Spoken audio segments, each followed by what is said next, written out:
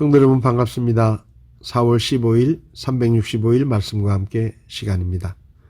오늘부터는 역대상 성경을 읽게 되는데 오늘 읽을 말씀은 역대상 1장에서 4장의 말씀입니다. 먼저 역대상에 대해서 간단하게 살펴보면 역대상의 저자는 에스라입니다. 기록 연대는 주전 5세기 중엽으로 추정되고 있습니다. 역대상의 기록 목적은 과거 하나님께서 다윗을 통해 보여주신 하나님에 대한 신앙을 회복하기 위해서 기록되었고, 하나님이 주신 언약의 성취 역사를 보여주므로 언약 백성의 영원성을 깨닫게 하기 위해서 기록되었습니다. 역대상 1장부터 9장까지 족보가 기록되어 있습니다. 1장에서는 가장 먼저 소개되는 족보는 첫 번째 인류인 아담에서부터 시작하여 아브라함과 이삭에게까지 연결됩니다. 그 다음에 이 족보는 이삭의 아들 에서와 에서의 자손들 가운데 왕이 된 사람들에게 초점을 맞춥니다. 아담에서 야곱까지의 계보가 나열되는데 전반부와 후반부로 나뉘어 나열되고 있는 계보는 창세기를 기초로 한 것입니다.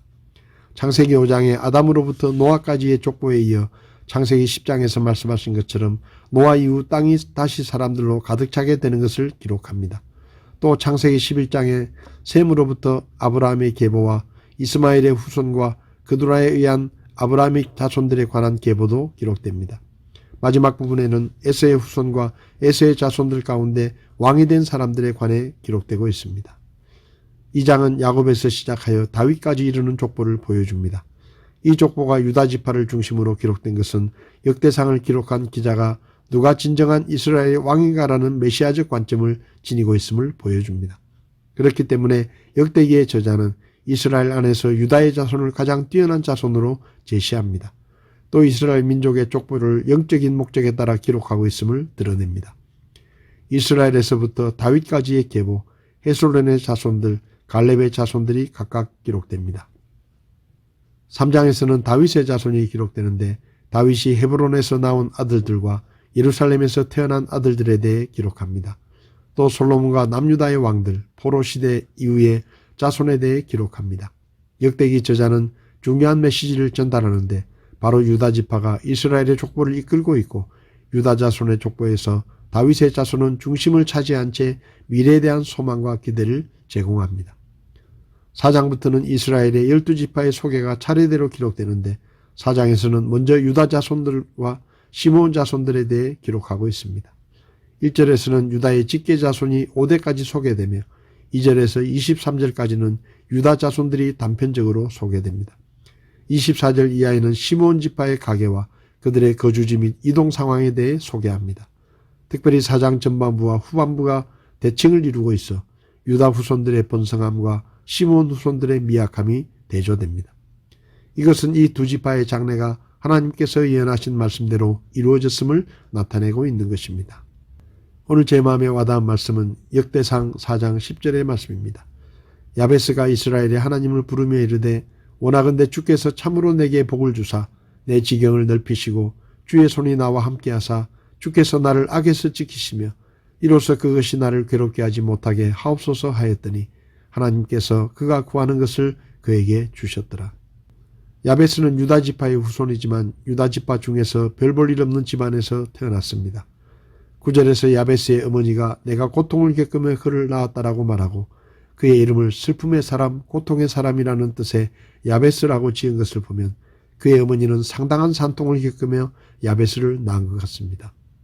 야베스의 인생은 평범하지 않고 절망적이고 불행한 현실에서 시작되어 축복과는 거리가 먼 인생을 살았습니다.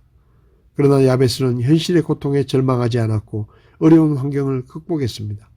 그는 사막 같은 황량한 인생을 에덴 동산으로 바꾸었습니다. 그 비결이 무엇이었을까요? 그것은 바로 야베스가 기도하는 사람이었다는 것입니다. 그의 기도는 원하건대 주께서 참으로 내게 복을 주사 내 지경을 넓히시고 주의 손이 나와 함께하사 주께서 나를 악에서 지키시며 이로써 그것이 나를 괴롭게 하지 못하게 하옵소서라는 짧은 기도였지만 그의 기도는 하늘의 보좌를 움직였고 하나님께서 그가 구하는 것을 그에게 주셨고 그는 축복의 사람이 되었습니다. 그뿐 아니라 야베스는 지금까지도 수많은 사람 가운데 존귀한 자로 불리며 많은 사람이 그의 기도를 통해 운명을 바꾸고 있습니다. 야베스는 자신의 처남과 불행을 어쩔 수 없는 운명으로 받아들이지 않고 하나님이 복을 주시면 자신의 운명이 축복의 인생으로 바뀌게 될 것이라고 믿었습니다. 그래서 그는 하나님께 최고의 복을 달라고 기도했고 지경을 넓혀달라고 기도했고 주님의 능력의 손으로 도와주시고 악으로부터 지켜달라고 기도했습니다. 성도 여러분, 먹고 살기가 어렵고 삶이 힘들고 고달프십니까? 혹시 질병으로 고통당하거나 하는 일이 어렵습니까?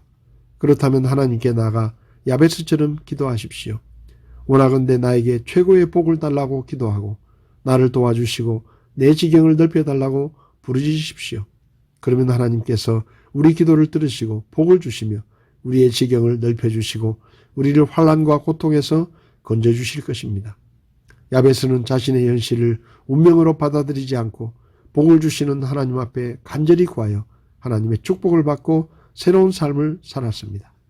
오늘 하루 저와 여러분들이 야베스의 기도처럼 하나님 앞에 축복해달라고 기도하며 하나님께서 우리에게 복을 주시고 우리의 지경을 넓히시고 우리를 도우시며 우리를 지켜달라고 기도함으로 야베스의 축복을 경험하는 하루가 될 수 있기를 바랍니다. 4월 15일 365일 말씀과 함께 오늘도 시청해 주셔서 감사합니다.